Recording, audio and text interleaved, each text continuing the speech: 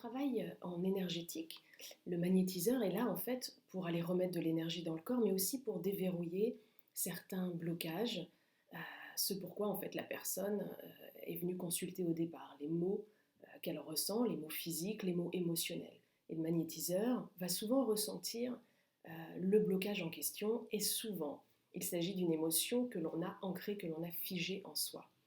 Alors on l'a figé pour plein de raisons, soit parce que le trauma était trop important au moment où on a vécu ce choc et que le principe de refoulement a été mis en place et que par la suite on n'a pas travaillé cette blessure-là, soit parce qu'on ne s'est pas autorisé à vivre cette émotion par peur de la regarder en face, soit parce que au moment où on aurait souhaité la vivre, euh, c'était pas le moment opportun pour plein de raisons diverses et variées.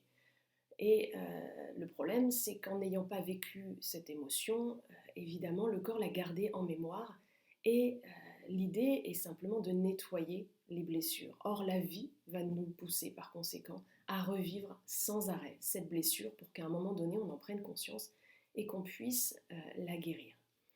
Cette blessure, il faut comprendre une chose, c'est que cette émotion qu'on a gardée en soi, euh, une fois qu'on l'a guéri, l'idée est de ne pas, par la suite, en tant qu'adulte, continuer à mettre en place le même schéma de fonctionnement. Ce schéma, il est simple. C'est simplement que l'éducation nous a formatés à essayer de devenir une bonne personne. Qui dit une bonne personne, dit avoir des qualités. Et qui dit avoir des qualités, vivre des émotions positives et apporter à l'autre des émotions positives. Donc on va toute sa vie essayer de vivre la joie, la gentillesse, la bienveillance, l'empathie, la compréhension, l'amour inconditionnel. Et puis on va refuser toutes les parties que l'on juge négatives de nous-mêmes, tous ces fameux défauts euh, qui sont aussi nombreux en fait que parfois que nos qualités. La colère, la tristesse, le jument foutisme, la radinerie, l'égoïsme, etc. Seulement, il faut bien comprendre une chose, c'est qu'en refusant de vivre cette émotion et en refusant d'accepter cette part-là de nous, en fait, au lieu de la laisser circuler, on va lui donner une place. On va la mettre bien sous le tapis, on va bien la ranger en se disant non, non, non, je ne veux pas vivre la peur, je ne veux pas ressentir la tristesse, c'est désagréable, je ne veux pas ressentir la colère, j'ai pas le droit. Et par conséquent, au lieu de la laisser passer, on va la stocker à l'intérieur de nous. Mais le problème, c'est que tant qu'on ne l'a pas guérie, la vie va nous remettre dans ces situations où elle va être ravivée. Et à chaque fois qu'elle va être ravivée, eh bien à chaque fois, on va la remettre sous le tapis. Le problème, c'est qu'à un moment donné, ce qu'on a mis sous le tapis va commencer à prendre une ampleur démesurée, à grossir, de plus en plus. Donc il ne faut pas s'étonner qu'à un moment donné, on finisse par se prendre les pieds dans le tapis et trébucher. Pour moi, à ce moment-là, même si c'est le moment le plus désagréable à ressentir, effectivement, c'est pour moi la plus belle opportunité de voir en face ce qui bloque chez nous et ce qui nous crée tous ces maux et tous ces déboires.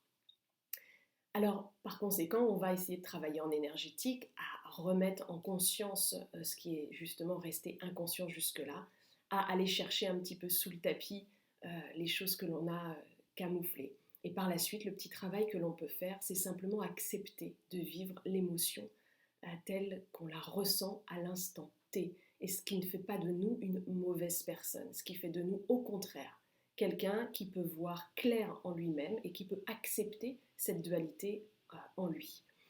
Moi, je prends souvent l'exemple des enfants, en tout cas des petits, on va dire avant l'âge de raison, lorsqu'ils vivent des émotions.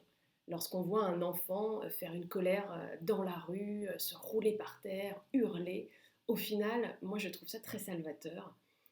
Il est en train de vivre l'émotion et il n'est pas du tout en train de se poser la question du regard de l'autre, de qu'est-ce qu'on va dire de moi, combien de temps ça va durer, est-ce que je suis un bon enfant bien élevé, est-ce que j'ai le droit? Non, il est simplement en train de vivre cette colère, de la ressentir pleinement, mais du coup, par la même occasion, il est en train de l'évacuer. Et c'est ce qu'en grandissant, on a un petit peu oublié, parce que la société nous oblige à bien nous tenir et à essayer d'être cette fameuse bonne personne. Mais aussi souvent, parce qu'on refuse d'admettre qu'on est comme ça, et on va se mettre un masque aux yeux des autres pour qu'ils nous voient, non pas tel que l'on est réellement, mais tel que l'on a envie de paraître. Alors qu'au final, accepter d'avoir cette dualité en nous, accepter d'avoir ces émotions-là, moi je trouve que c'est permettre à soi-même d'être plutôt bienveillant, moins exigeant envers soi. Et par conséquent, si on est moins exigeant envers soi parce qu'on accepte de vivre ces émotions-là, on accepte de les ressentir, eh bien on va également être beaucoup moins exigeant envers l'autre. Et les relations seront du coup beaucoup plus saines. Voilà. Donc c'est le petit travail qu'on peut essayer de mettre en place en énergétique, libérer enfin ces émotions-là, accepter de les vivre et de les laisser enfin